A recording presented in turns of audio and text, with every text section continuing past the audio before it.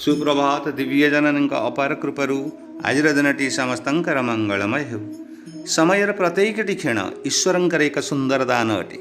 जदि आम निज समय सुनियोजन ठीक ढंग से व्यवस्थित करी निजर लक्ष्य प्राप्ति अग्रसर होचे आउ आमर लक्ष्य एवं उद्देश्य निरंतर आम संकल्प शक्तिर सम्मुखें स्थिर रोची निश्चित आम लक्ष्य को प्राप्त होगा।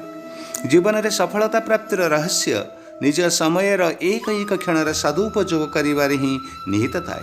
नदी बढ़ुची, घंटा चलुची, सूर्य तारा आराम करूना, पशु पक्षी तांकर दिनचर्या नियमित रूप से करुचंती।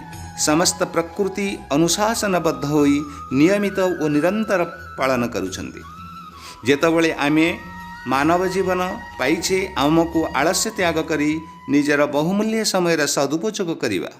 आगको कौन हेबा आमे जानिने। जेपरी ठोपाए ठोपाए पानी रे माठिया पूर्ण हुए सेहीपरि क्षण क्षण मिसी दिन सप्ताह मास वर्ष होता है। जदि यही समय को ठीक से व्यवहार करा जाए तेबे सफलता प्राप्ति संभव, नचेत शेष पछताइबा छड़ा आउ किछि नथिबा।